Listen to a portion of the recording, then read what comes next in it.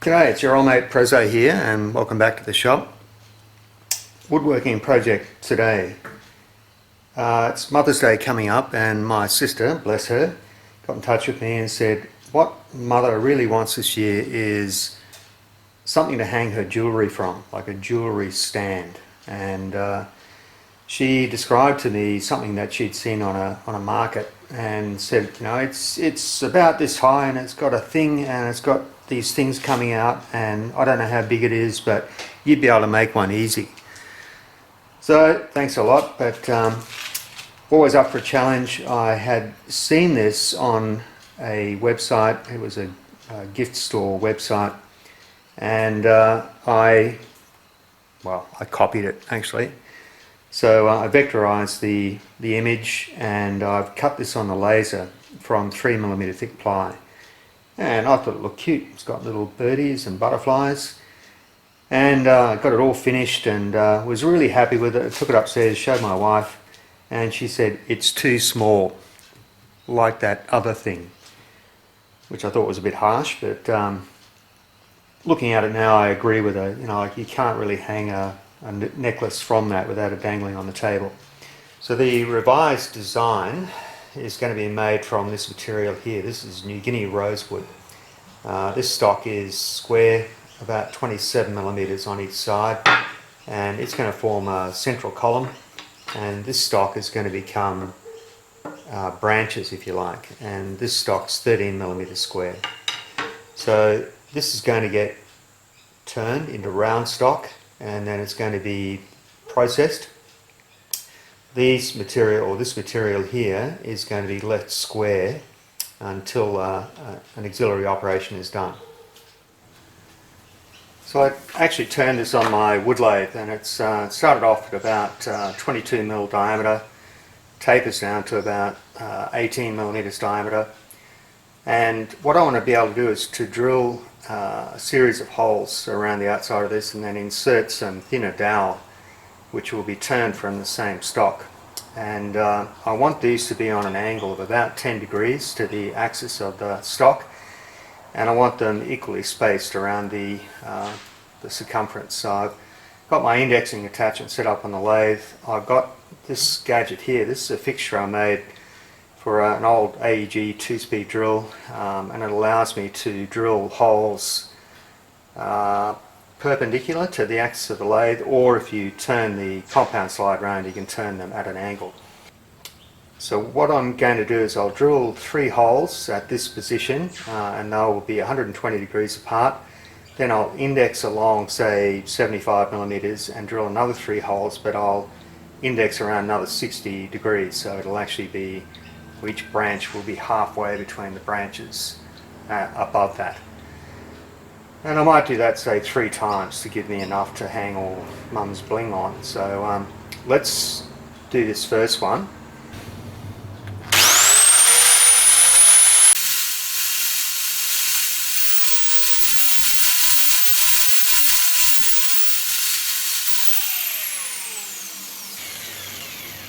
Alright, so we're going to index around now 120 degrees.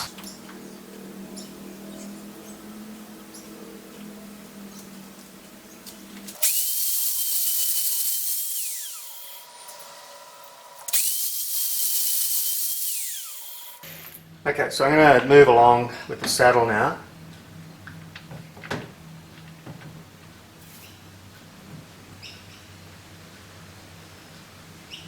Okay, that looks about right. That's 65.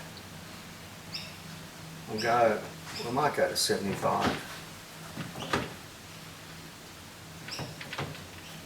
That's 75.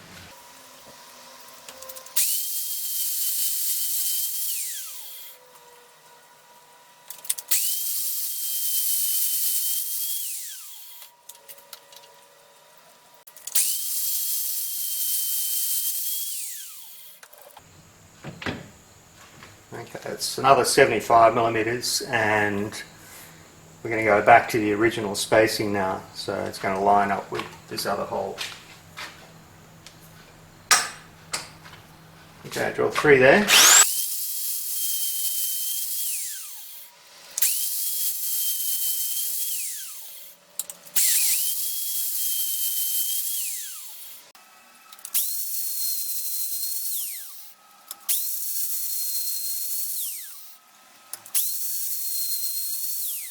So there's all the holes, and all I need to do now is make some dowel. And this is actually the subject of this video. I think what I want to show you was a technique that I learned some time ago for putting elliptical or semi-elliptical notches in timber using a table saw. So I'm going to go and get set up for that, and I'll show you that process. And in case you're interested, this is the indexing attachment I use on my lathe. This is a Colchester Student Mark II lathe, and this ring that you can see here has been bored out to fit over the end of the spindle. It's got a row of 36 holes closest to the headstock and a row of 40 holes on the outboard side of that. The 36 row allows you to get most factors or most divisions that you might need, including 3. And this set on the outside here, being 40 holes, allows you to get 5 and 8, for example. So this plunger here is just spring loaded, and it drops into whatever hole you want to index to. And when you want to change from 36 holes to 40 holes, you just loosen the grub screw here, and that whole arrangement just slides along, and you can line it up with the other row of holes. This is the original stud that came with the lathe that holds the headstock cover on, so I've just modified it slightly to enable to take that fixture. And when you finish with the indexing attachment, you just pivot it out of the way, lock it off, and the Allen key goes there on a magnet. You can put the cover back on the lathe, and that just stays there permanently. So this is the thing that I wanted to show you. This is basically the subject of this video. This is one of the branches which is going to hold things like necklaces in there without them sliding down to the bottom section of the branch. And it's got a 10mm spigot on this end, which fits into the 10mm holes in the upright. And it's got 2 notches which I've machined in the stock before I turned it and made it round and tapered and rounded the end and so on. And what I wanted to be able to do is get these notches and make sure that they were consistent. So the same depth, the same width, same radius curve, etc. So the branches are made from this stock. It's 13mm square, and I need to be able to cut those notches at equal spacings. I've set up a jig on the table saw which will allow me to get those notches cut easily. So let's go check it out. So this is the setup that I'm using on the table saw now. I know this looks temporary and dodgy, but I so rarely use this setup that it's hardly worth making a dedicated jig for it. But if you were into this sort of thing and you wanted to be able to produce sort of semi-elliptical coves or mouldings, then yes, it would be worth creating some sort of permanent setup or a fixture that you can put on the machine and know that it's accurate. So all I've done here is I've just got 2 pieces of pine stock clamped down to the top of the table with a gap in between, so I can run a sort of a rough and ready miter fence across that. And this is the setup that you desperately want to avoid normally with your table saw. You would normally want your stock to be running parallel to your blade. However, if you do this and you think about it for a moment, the plane of the saw is offset to the axis of your stock, and as you run the stock over that, it's going to cut out a scallop or a cove, or in this case it's going to be a semi-ellipse. And just due to the geometry of the blade being circular, we're taking a section through that circular blade and then forcing it to cut at an angle. Now if you've got a good sharp tungsten blade and you go slowly, there's no problem with this. It doesn't seem to stress the blade at all. If you're worried about it, you can do it in successive bites. You can raise the saw up a little each time so you're not taking too much stock out in one pass. In this situation here, I've got 2 pencil marks on my stock, and they're going to align with this edge here. And that'll keep my spacing accurate, and it works a treat. We'll have a look at the geometry of this in a minute and some other applications for this, but I'm just going to do one so you can see how that goes.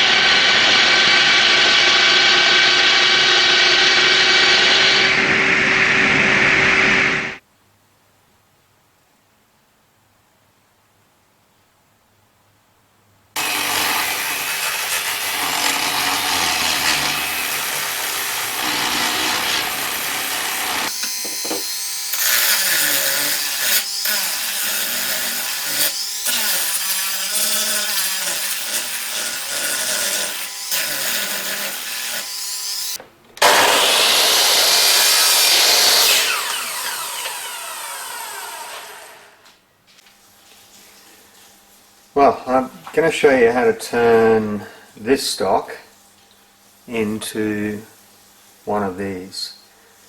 And in fact, I've already made all of these little branches or arms. And I thought rather than sort of take you through the whole process, I'll just do one of these. And they're all the same except for the length basically. So why am I doing this? Because I've already broken all the bits and smashed all the ends and learned from my mistakes, and I'm going to make it look like I really know what I'm doing. So let's have a look at from start to finish. Now, I'm going to use a ER40 collet for holding this material, and I know there are people out there who are going to be absolutely horrified when they see me do this. I can feel the hate already. But if you put a piece of square stock in a ER40 collet, there are 4 slots in the face of the collet, in fact there's 8, which accept the edges of the stock. So it's actually gripped in those slits. The only problem is the slits don't go all the way through to the back, otherwise the collet would just break into 4 pieces. And you can slide it in and the wood will deform enough when you close the collet to make this work. Now you wouldn't do this on steel, it's basically abusing the collet if you do that, but on wood you can get away with it. Come on, come on!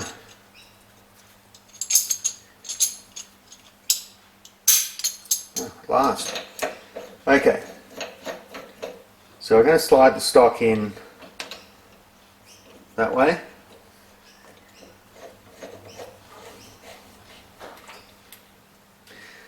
So we're going to machine a spigot on the end of the square stock. It has to be 10mm diameter, 10mm long, and I'm going to use one of these little cheapo carbide tip tools. That's about all they're good for really, is cutting wood.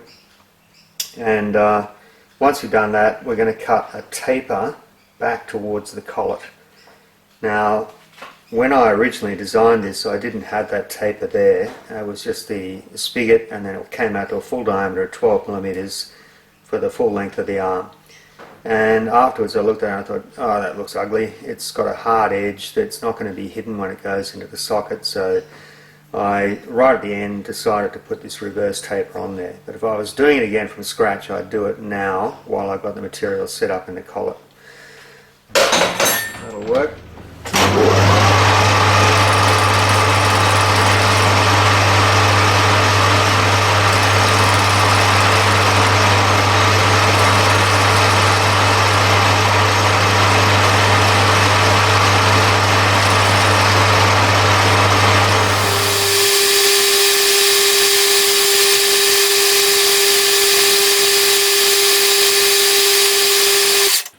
Alright, so it's got my 10mm diameter spigot, 10mm long, and now I'm going to put this taper on this end.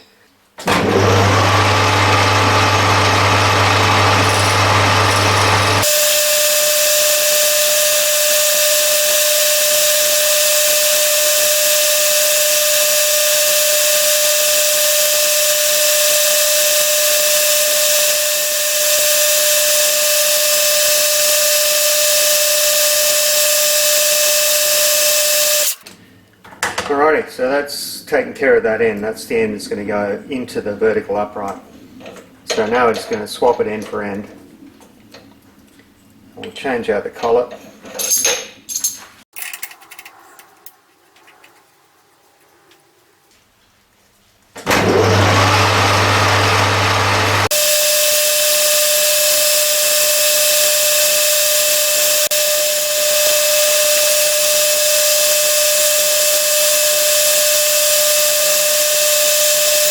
And next we're going to taper from about this point, just past that second notch, to the tailstock end. And we're using an angle of about 1.5 degrees.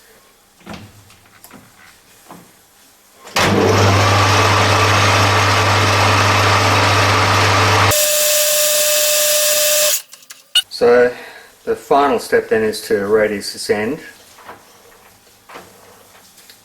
And I'm going to do that with this, which is a half round woodworking file.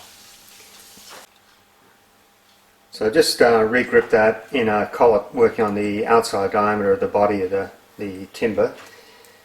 And if I was going to do this, and this was made of something stronger, I'd probably put the file on top and push down as I rolled it across that edge.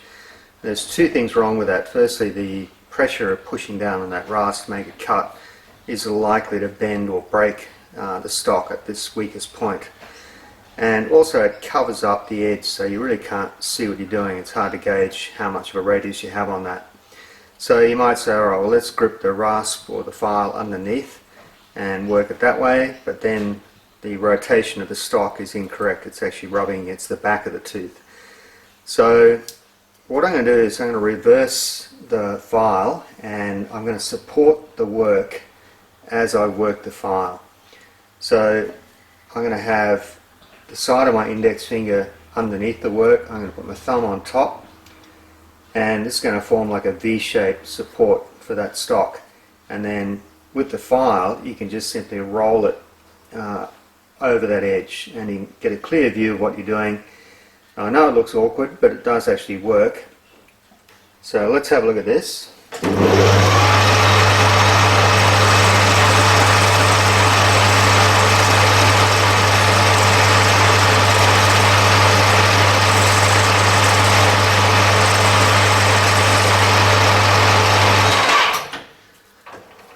So I know it looks awkward, but it's actually quite simple to do. You just got to be a bit careful and make sure your knuckles aren't going to whack into that collet chunk.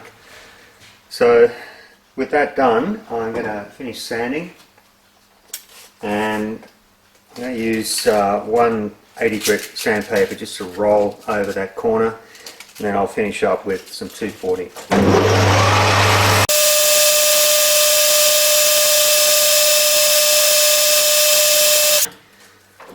So that's that.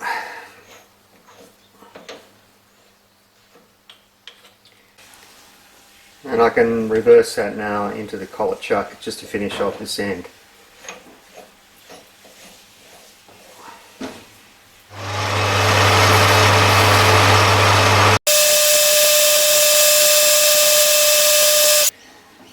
Alright, so that's done, and you have to remember I did all of these in batches so that setup time wasn't quite as difficult.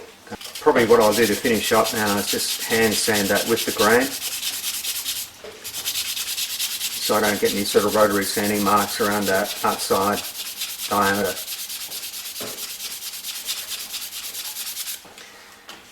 Okay, so they're all done. Now, I don't intend to show you all of the rest of the construction of this thing. I'll show you at the end when it's finished. But what I did want to show you now is some other applications for this process where you use the table saw to traverse the work across at an angle. So let's go and check that out. So let's just say, for example, you wanted to mould a piece of material to put a sort of a hollow curve in that edge. And I'm thinking about, just say for example, you wanted to make a fielded panel to go in the centre of a frame. Now you can buy router bits to do this process, but they're pretty big, pretty scary, pretty expensive. This process is a little bit more controllable. It does require some post-processing though. So what I've got here is a piece of MDF 18mm thick, and I've got just a piece of plywood set up as a fence. I've got my blade set down about 3 to 4mm depth of cut. And you want to put the fence on the right hand side, and you want the blade to be pushing the work back toward the fence. And if you want to do really deep cuts, do it in a series of smaller cuts, increasing the height of the blade as you go. And just remember that when you're doing this, you're putting a sort of a sideways or lateral force against the blade. And if you overdo it, if you press too hard and flex the blade, there's a danger that you're going to fatigue the surface of the blade and it could fly apart. So just go slowly. You'll be able to feel whether you're putting too much pressure on the blade. And of course you want a good sharp blade as well. So let's just do this long edge and see how it looks.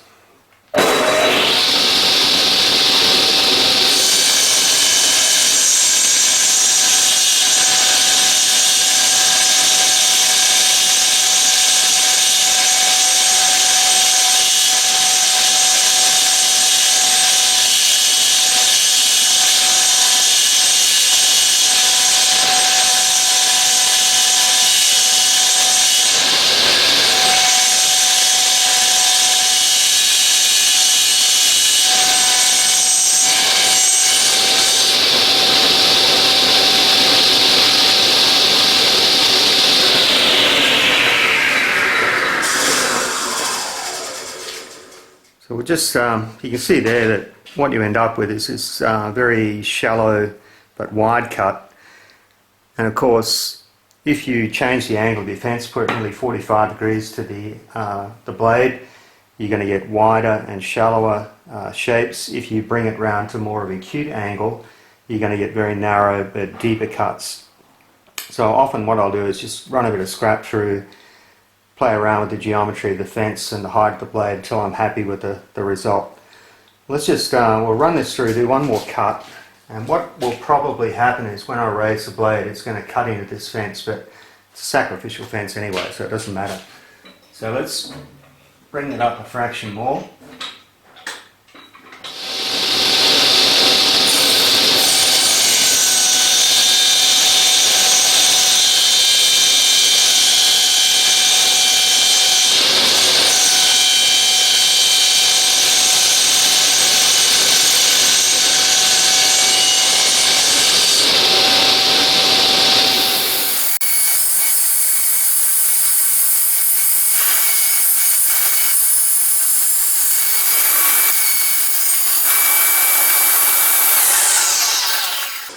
So there it is there, and if you did want to make this into a profile that you could use as a fielded panel, you just simply cut away this section here, and you could do that with a router or do it on the table saw, and that would give you that profile that you would normally see on the edge of an inset panel. So it's, I don't know, it's just one of those things that you might find it useful one day. I've used this quite a lot on furniture panels, and it works fine. The finish in here is, you know, it's not brilliant. It just depends on how slowly you go, and you might want to take just a very, very shallow cut to finish off. And I normally just make up a soft sanding block to get in there and sand that, or use a scraper if you're working with hardwood. So that's it. Try it if you like. Just, you know, it's worth a go sometimes to try something a bit unusual. Just before you do try this though, I just want to explain in detail how the positioning of the stock relative to the blade has an effect on the profile that's cut into the stock. If you position the stock as you can see it here and then pass it over the arc of the blade, the profile that you're going to get is going to be actually a perfect circle, or at least a segment of a circle. If you reposition the stock and the fence at an angle of say 45 degrees to the surface of the blade, then the shape that you get is going to be a semi-ellipse. If you were to bring the stock round to even a more acute angle, then the shape that you're going to get is going to be a much tighter ellipse. And of course the normal procedure is to place the stock so that it passes over the blade parallel to the surface of the blade, and the shape you're going to get is going to be a rectangular slot. Now, of course, the reason why we get a rectangular slot is that the blade has some thickness. In my case, it's about 2.5 millimeters. And those teeth that break out that rectangular slot are still going to produce a sort of a semi-rectangular slot with sort of rounded edges or elliptical edges. That's what I was alluding to earlier in the video. As you get these really tight elliptical shapes, you are always going to get a slight flat at the top of the cut. Now, you can grind or file or sand that out, but you just need to be aware of it. It is an issue with this very tight elliptical cut that I was trying to produce on the stock that I was using. Well, there it is, all finished, and as you can see, it's much bigger than the original. And just to demonstrate how useful it is, all your rings can be stored in this very handy bowl at the bottom. Any chains that you own hang off these neat little branches at the top. And if you own a pendant, well, it's perfect for that as well. So there it is, all finished. Oh, and that little thing that my wife was talking about, I think she was talking about my screwdriver. At least I hope she was. I hope she wasn't talking about my... So, don't use your router, get a table saw and use that as your router.